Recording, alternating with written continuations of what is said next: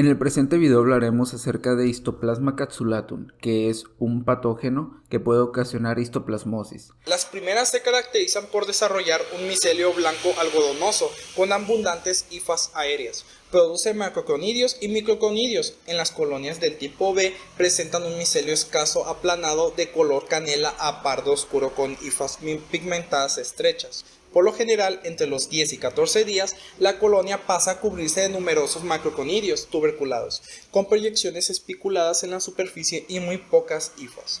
Aquellos microconidios son escasos y se tiene que difundir un pigmento marrón oscuro en el medio de cultivo. A continuación se observa la taxonomía que este hongo presenta. Subespecies o variantes. La variante Duboisi del Histoplasma capsulatum causa manifestaciones clínicas similares a la variante capsulatum y conviven en ecosistemas similares en África.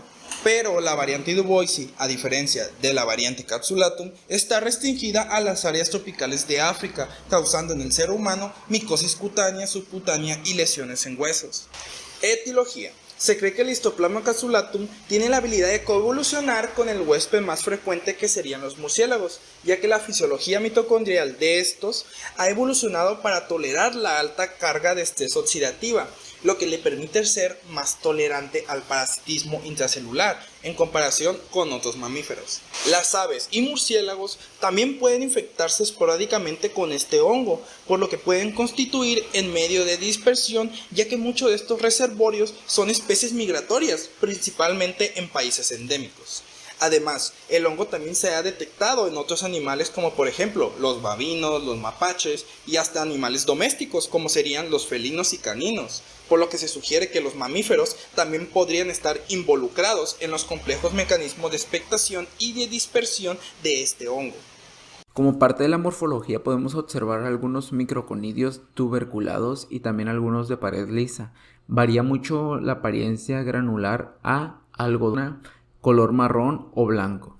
Ciclo biológico. Los macrófagos tisulares fagocitan las microconidias dentro de los 10 minutos de exposición de los alvéolos pulmonares, con un promedio de 70 microconidias fagocitadas por cada 100 macrófagos dentro de una hora, siendo incapaces de destruirlas y generando una infección primaria similar a la de la tuberculosis. El ambiente intracelular en los macrófagos es un ambiente de pocos nutrientes y de acidez. Aquí las microconidias se transforman en levaduras. Esto pasa cuando un morfotipo no virulento pasa a ser uno virulento. Y al fusionarse el fagolisosoma, el hongo es capaz de incrementar el pH, lo que le permite sobrevivir y multiplicarse intracelularmente. A pesar de que da expuesto a anticuerpos específicos y el complemento, ya que no se modifica la susceptibilidad intracelular del hongo, aun cuando las estructuras fúngicas ozonizadas con anticuerpos estimulan el estallido respiratorio por la fagocitosis mediada por los receptores Fc. En la infección por Histoplasma capsulatum hay una forma de transmisión principal que son en animales para adquirir pues este hongo, el Histoplasma capsulatum. Este es adquirido por medio de la inhalación de los propágulos, ya que estos están expuestos a una dosis grande de elementos fúngicos. Pues algunos de los animales como lo son los perros, gatos, han surgido como medio de transmisión de la ingesta de material infectado, en donde se explicaría pues una enfermedad primaria gastrointestinal. Y pues en estos animales domésticos y pues además también se cree que hay otra manera de transmisión en gatos que podría ser la vía transcutánea. En epidemiología, cabe mencionar que pues esta histoplasmosis es una pues micosis cosmopolita, es urbana y rural también, y esta se ha reportado en todos los continentes, a excepción de pues de la Antártida. Pues además esta pues como sabemos es una enfermedad pulmonar endémica, cosmopolita, y pues es considerada de baja endemicidad de Europa y a Oceanía también. Tenemos una endemicidad moderada en la parte de África y el sur de Asia. Y tenemos una alta endemicidad en América. Es donde se propaga, se disemina más este, este hongo. De algunos países endémicos de histoplasmosis, cabe mencionar que hay 112 a 325 casos de histoplasmosis pulmonar aguda por año en el país, principalmente en el centro y el sur de los estados de Veracruz, Oaxaca, Campeche, Tabasco, etcétera, etcétera. Tenemos algunos reportes prácticamente nulos de histoplasmosis, que estos vienen siendo Oceanía y pues Europa también, que tenemos la menor incidencia de reporte de casos de histoplasmosis. Normalmente se dan en Norteamérica y América Latina, casi la mayor parte del tiempo. Hay más diseminación sobre este hongo. Tenemos una prevalencia muy frecuente en hombres que en mujeres, en una proporción de 4:1. Y pues en la actualidad tenemos una incidencia, es de un solo 2.4% de las hospitalizaciones en este grupo de enfermos, pero aún así este continúa siendo la tercera micosis potencialmente más fatal después de la criptococosis y la neumocistosis también. Como fuente de infección y vías de entrada sobre este hongo, eh, se da en ambientes cerrados, por ejemplo, cuevas, túneles, edificios, construcciones, donde hay mucho polvo, y también ambientes abiertos, por ejemplo, parques públicos, por excreciones de algunas aves o murciélagos. Em, Cabe recalcar que también se puede dar por inoculación cutánea, que genera una lesión calciforme similar a la coccidioidomicosis. En el periodo de incubación de histoplasmosis capsulatum varía de entre 10 a 16 días. En las áreas endémicas, las personas pueden reinfectarse por otra cepa del hongo, pero con periodos de incubación más cortos antes de generar la sintomatología. Y pues esto además se ha visto que a mayor tiempo de exposición e intensidad, pues más severa es la enfermedad pulmonar. Como factor de virulencia, es muy importante tomar en cuenta que un reconocimiento celular va a ser un paso muy importante para el hongo pueda llegar a entrar a los macrófagos y a los neutrófilos, pues finalmente puedan adoptar una morfología evaduriforme. Pues en algunos casos contrarios, un hongo que exprese una morfología micelial generaría la ruptura del fagocito exponiendo al hongo al sistema inmune del hospedero, pues. Y también este no va a tener mecanismos para, pues, evadir la fagocitosis, o sea, por ejemplo, la cápsula de polisacáridos, porque, o sea, este microorganismo va a necesitar ser fagocitado para que la célula le provea un ambiente aislado para que éste pueda crecer al mismo tiempo que va a construir un vehículo para su diseminación, pues, extrapolable. Por parte de la respuesta inmune existen diferentes péptidos solubles y proteínas que representan una barrera protectora de las vías respiratorias. Por mencionar algunas son la lisozima, la lactoferrina, las proteasas leucocitarias secretoras y entre otras. aunque también son secretadas principalmente por las células epiteliales y las células de glándulas submucosas de la vía aérea. Estas moléculas solubles de efectoras son capaces de eliminar a los microorganismos al neutralizarlos o mediante la ozonización o por sus propios efectos microbicidas. Las defensinas, la lisozima y los péptidos antimicrobianos secretados por las células epiteliales son ejemplos de los mediadores inflamatorios que pueden construir un paso importante en la respuesta protectora, ya que éste incluye dentro de sus funciones el reclutamiento de células inflamatorias.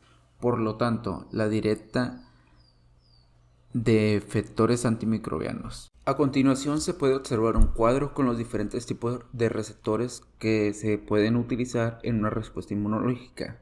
El reconocimiento de los PAMs por parte de las células residentes, como por ejemplo que son células dendríticas, macrófagos y neutrófilos, con el posterior desencadenamiento de señales bioquímicas va a ser muy importante en la reacción inmediata de lo que viene siendo el huésped para poder eliminar al patógeno, por lo que se ve involucrado una serie de receptores en estas células que van a permitir el reconocimiento antigénico de una serie de ligandos de Histoplasma capsulatum. Después de una serie de reconocimientos primario de Histoplasma capsulatum, cerca de la tercera semana a partir de la infección, se presenta inmunidad inmediata por linfocitos T, con producción de citoquinas del tipo Th1 que activan a los macrófagos y expresan receptores de la familia de las integrinas leucocitarias para favorecer su migración en el sitio de infección.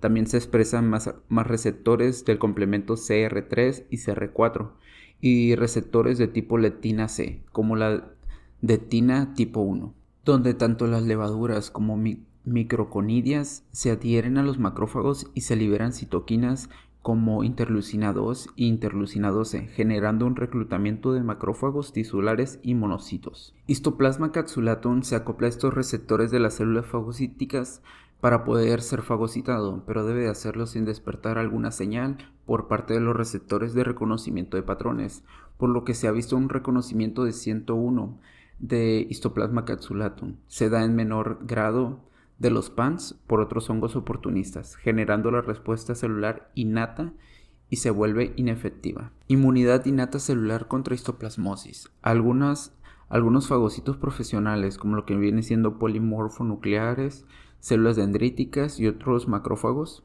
intentarán hacer la tarea de fagocitar a lo que viene siendo el patógeno. Al realizarse esta tarea, Histoplasma capsulatum intentará destruirlo y podrá producir citoquinas. Además, estas células presentadoras de antígeno vuelven a ser efectores al ser estimulados por los linfocitos T cooperadores. Tanto los linfocitos TCD4 como los linfocitos TCD8 contribuyen a la inmunidad en la infección pulmonar primaria contra este patógeno.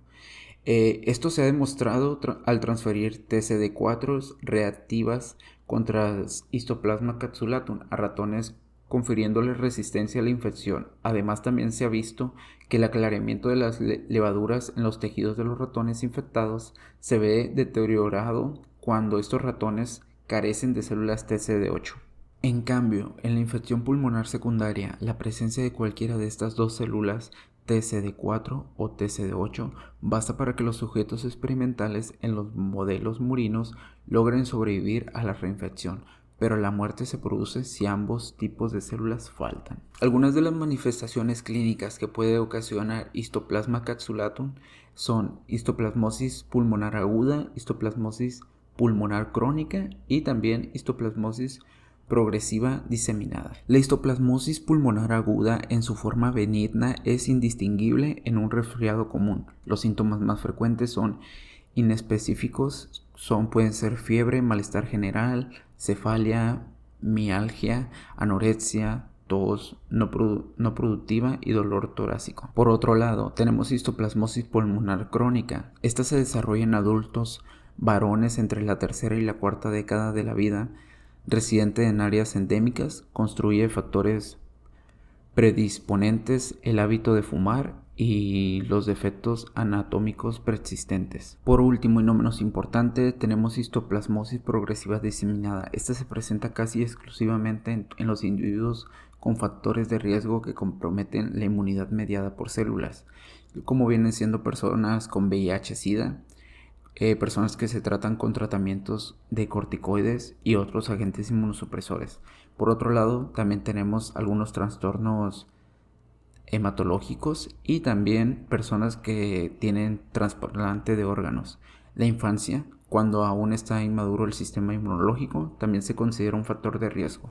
¿Cómo podemos saber si tenemos histoplasmosis? Bueno, el diagnóstico se basa principalmente en técnicas de cultivo, microscopía y detención de antígenos y anticuerpos. Lo más frecuentes son esputo y otras secreciones respiratorias, ya sea sangre, médula ósea, exudados y raspados de lesiones cutáneas o mucocutáneas. También orina, líquido encefalorraquídeo y muestras de biopsias de diferentes órganos. Solo por mencionar algunos métodos utilizados tenemos los más importantes. El cultivo, que hace una identificación por medio de un medio de cultivo de Histoplasma capsulatum a partir de muestras clínicas. Se considera el método de Gold Start y este es el que da el diagnóstico definitivo a histoplasmosis. También tenemos la detención de anticuerpos, que viene siendo que detectan anticuerpos que han sido de gran valor en el diagnóstico de histoplasmosis, no solo su relativa rapidez en comparación con los métodos de cultivo e identificación, sino también porque en muchas ocasiones solo es la primera y a veces única evidencia de la infección. Otro método importante es la detención de antígeno. La prueba que detecta antígeno se considera mucho más eficiente para el diagnóstico de histoplasmosis. Es capaz de liberar un antígeno polisacárido, el cual puede ser detectado en suero, líquido pleural, líquido encefalorraquídeo y orina. El diagnóstico por métodos moleculares en la actualidad se centra grandes esperanzas en las posibilidades que pudieran brindar los métodos moleculares, particularmente la técnica de reacción en cadena de polimerasa. En el siguiente recuadro podemos observar los diferentes tratamientos de manera específica que se le puede dar a lo que viene siendo un paciente con características, por ejemplo, ya sea inmunocompetente o inmunosupresiones o también alguna histoplasmosis ya definida. Y como conclusión, la histoplasmosis continuará siendo una micosis de gran interés médico y social, ya que esta enfermedad representa una gran problemática en la salud por las diferentes características de su agente causal y al mismo tiempo por las malas prácticas higiénicas que tiene toda la sociedad.